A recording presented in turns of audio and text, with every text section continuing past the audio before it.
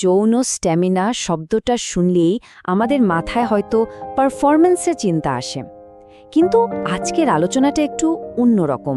আমরা এটাকে দেখব সামগ্রিক স্বাস্থ্য আর ভালো থাকার একটা অংশ হিসেবে। বিছানায় বেশিক্ষণ টিকে থাকব কিভাবে, এই প্রশ্নটা কিন্তু খুবই কমন। তো আজকের এই আলোচনায় আমরা কোনো কুইক ফিক্স বা সহজ হ্যাকস নিয়ে কথা বলবো না, বরং এর পেছনের বিজ্ঞানটা বোঝার চেষ্টা করব একটা হোলিস্টিক অ্যাপ্রোচ থেকে। তো আলোচনা শুরু করার আগে চলুন একটা বেসিক জিনিস পরিষ্কার করে নিই। যখন আমরা সেক্সুয়াল ডিউরেশন বা যৌন কার্যকলাপের সময়কালের কথা বলি, তখন নরমাল বা স্বাভাবিক বলতে আসলে কি বোঝায়? মজার ব্যাপার হলো, সেক্স থেরাপিস্টদের মতে 3 থেকে 13 মিনিটের সময়কালকে কিন্তু একদম স্বাভাবিক ধরা হয়। মানে এটা নিয়ে চিন্তার কিছু নেই। বিভিন্ন গবেষণায় দেখা গেছে গড় সময়টা আসলে 3 থেকে 7 মিনিটের মধ্যেই থাকে।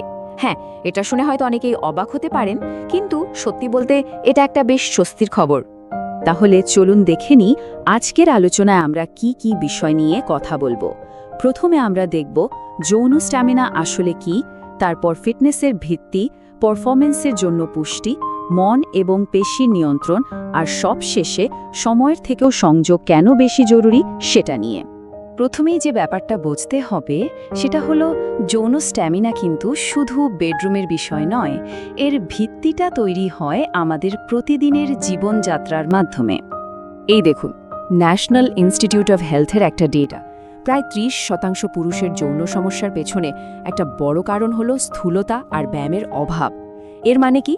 এর মানে হলো আমাদের লাইফস্টাইল সরাসরি রক্ত সঞ্চালন আর এনার্জি লেভেলকে প্রভাবিত করে, আর এই দুটো জিনিস কিন্তু সেক্সুয়াল পারফরম্যান্সের জন্য খুবই জরুরি।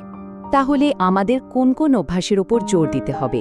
যেমন নিয়মিত কার্ডিও, মানে হাঁটা, দৌড়ানো বা সাঁতার, ভালো ঘুম, স্বাস্থ্যকর ওজন বজায় রাখা, আর ধূমপান বা অতিরিক্ত অ্যালকোহলের মতো অভ্যাসগুলো থেকে দূরে থাকা। সহজ কথায়, যা কিছু আমাদের হার্টের জন্য ভালো, সেটাই কিন্তু আমাদের যৌন স্বাস্থ্যের জন্য ভালো। আচ্ছা, লাইফস্টাইলের ভিত্তি তো না হয় ঠিক করা গেল, এবার আসা যাক ফুয়েল বা জ্বালানির কথায়, মানে আমাদের ডায়েট।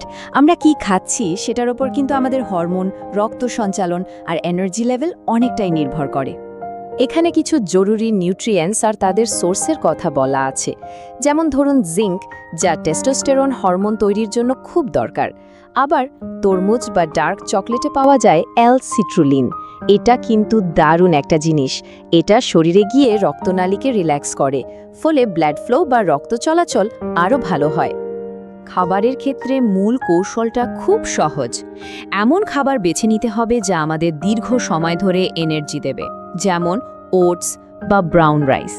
আর অন্যদিকে বেশি চিনি বা রিফাইন্ড কার্বোহাইড্রেটের মতো খাবারগুলো এড়িয়ে চলতে হবে, কারণ এগুলো হঠাৎ করে এনার্জি বাড়িয়ে আবার ধপ করে কমিয়ে দেয়।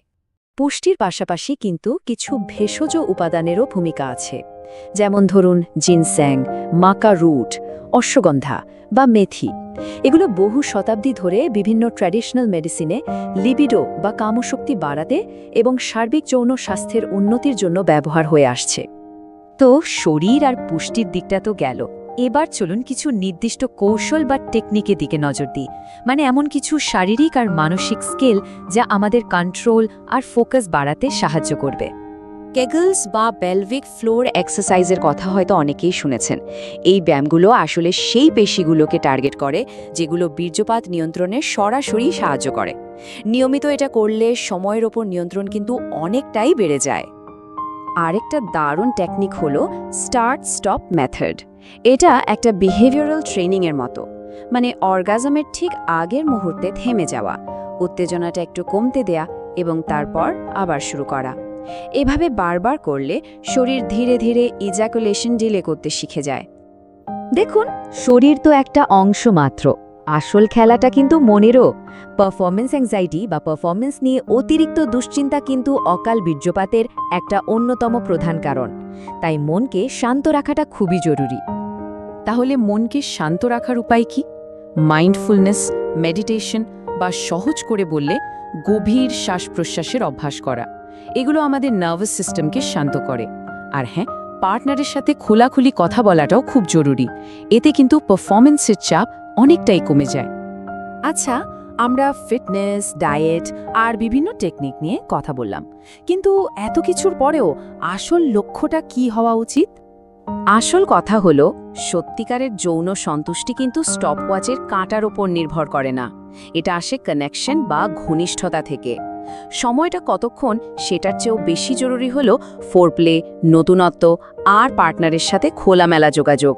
এতেই কিন্তু অভিজ্ঞতাটা দুজনের জন্যই আরও বেশি সুন্দর আর পরিপূর্ণ হয়ে ওঠে। তাহলে পুরো আলোচনাটা সারমর্ম করলে কি দাঁড়ায়?